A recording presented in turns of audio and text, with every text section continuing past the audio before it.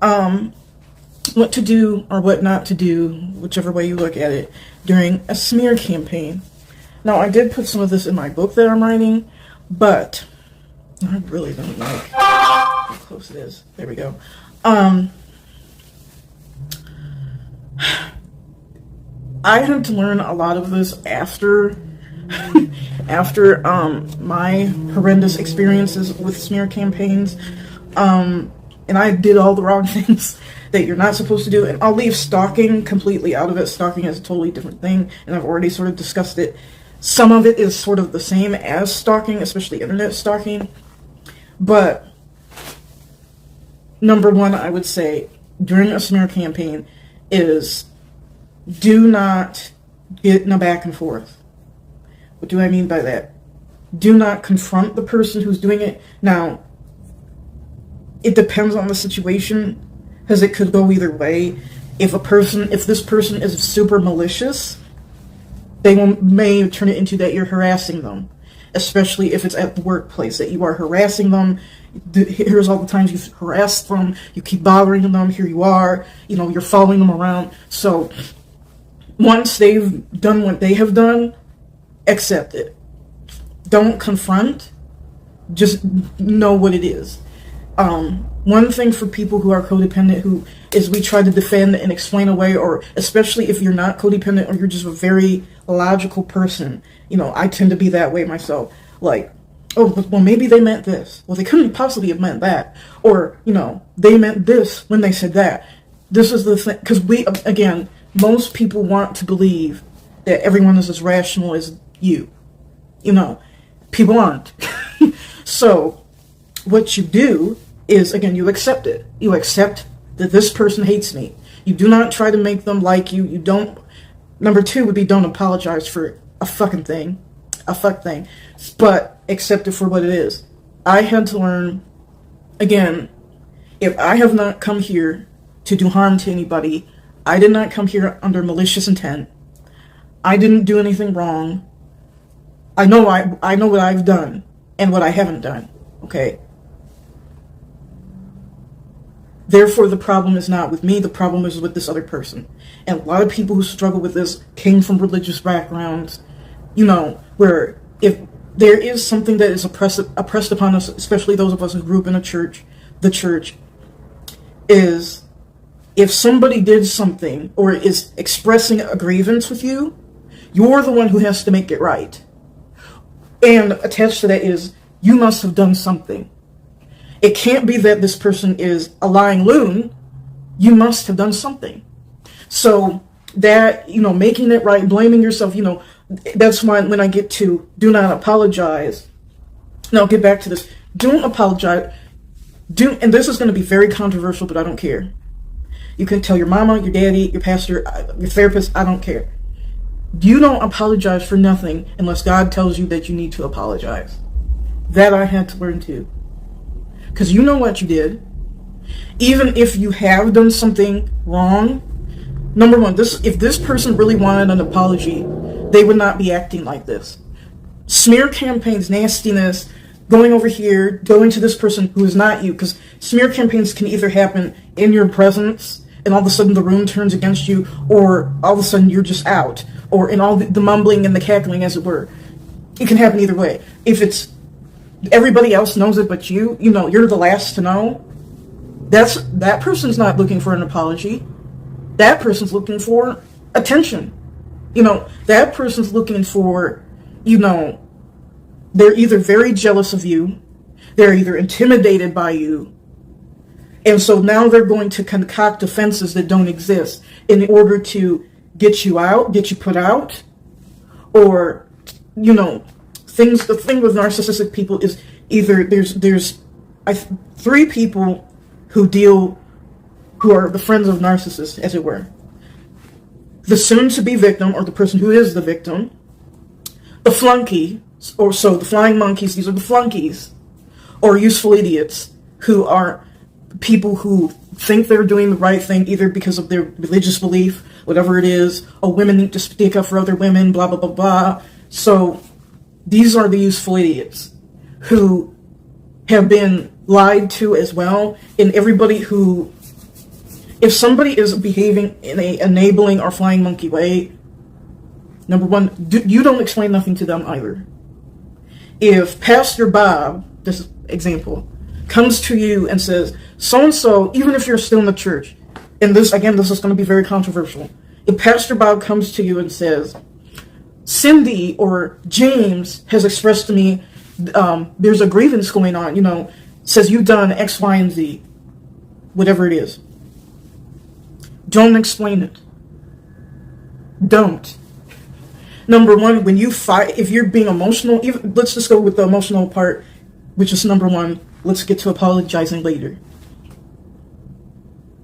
If you are being emotional about it, I didn't do this, and they did this, and no, it was them who said that. I didn't say that. Number one, to everyone, it either looks like two crazy people are going at it, so they'll stay away from both of you, which still puts you on the shit list, or they'll just blame you for all of it, depending on how good of a liar this person is.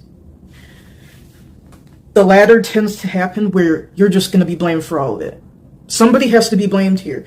That is something also that is prevalent in religious circles. Somebody has to be blamed here. Somebody did something, and it's probably you. That's even in psychiatry, that type of mindset of, if you deny that was a long time ago in psychiatry. Not a fan of psychiatry. If someone who was thought to be mentally ill, if I sat there back in the day and said I don't have a mental illness, well, that proved that I'm mentally ill because I denied it. And the thought was, a mentally ill person will deny that they're mentally ill. That can be true and it cannot be true. There are people who play upon mental illnesses. Oh, I'm sick. Oh, especially the borderline malignant. Oh, I'm borderline. I can't help it. Or whatever else. The narcissist will deny there's anything wrong with them, or other, the further that way you go, antisocial, psychopathic people, they'll deny there's anything wrong with them. Because that's the ego. That's the ego. That there is nothing wrong with me, it's everyone else. So, they'll be the ones to deny it, not that a malignant borderline won't deny it, not that nobody else will deny it. A bipolar person can deny it, anybody can deny anything. But it can go either way, is the point. It's not a concrete thought. At the same time, if you are accused of something which is embedded not just in religion, but American society, all the way to Britain, if you deny that you have done anything, that is an admission of guilt. You staying silent is an admission of guilt.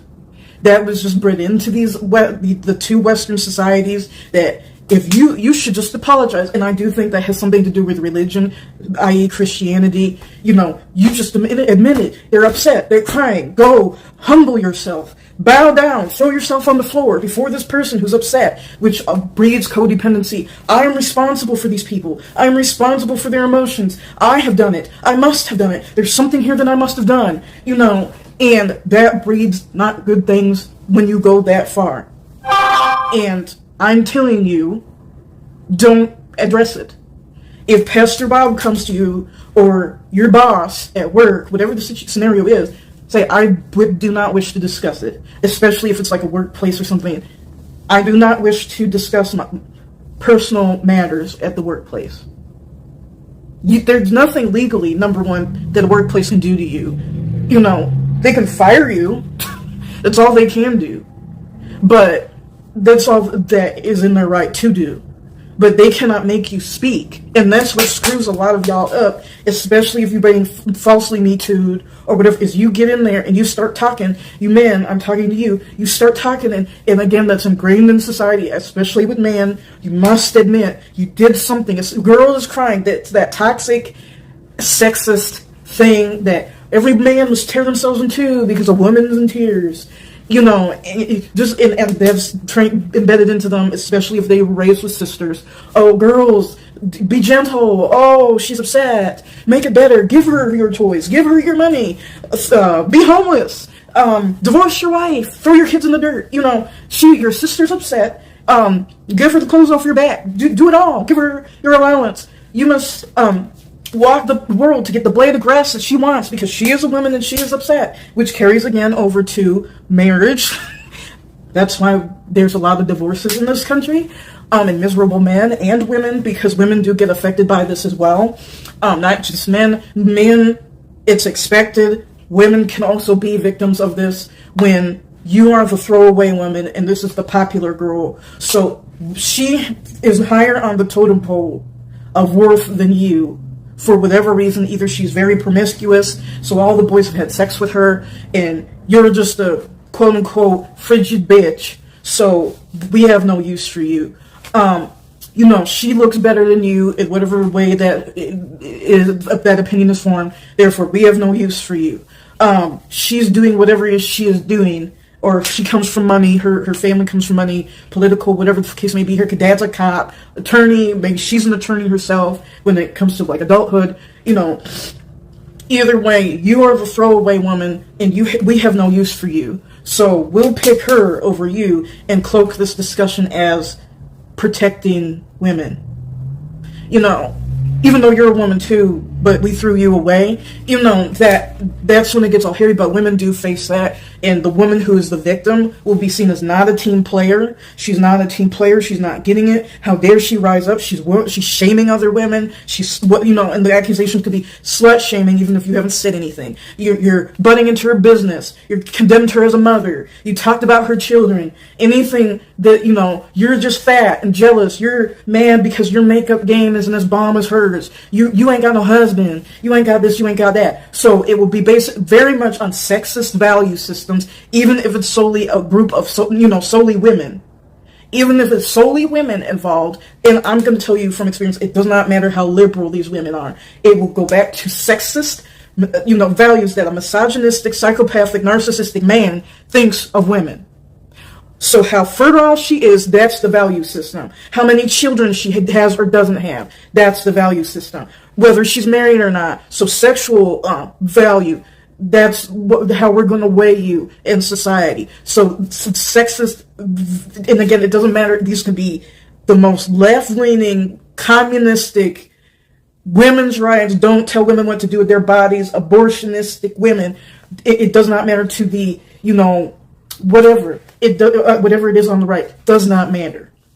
Does not matter. It will always devolve into what a misogynistic, psychopathic, narcissistic man would think of a woman. Or, where I'm going to rate her on how much she has sex. So her vagina value, if her vagina is awfully busy, then she's in and you're out. If she's married, okay, she did what is acceptable to society, so you're out and she's in. If amount of children, so she did what was acceptable to society, so you're out and she's in. So it's still very sexist. And I'm telling you, it doesn't fail. It doesn't fail. These can be atheists. Atheists. Does not matter. Does not matter. Does not matter. So women still are very much affected by that. Again, don't respond. If it's a pastor, say, if you want to, say, I would be very alarmed if what you were told, I was told what you were told, but I would like to keep what I say to another person between me and that person. I do not wish to discuss this matter. If it's other people, say that I do not wish to discuss this and change the subject. If people call, this is when the flying monkeys come in. Again,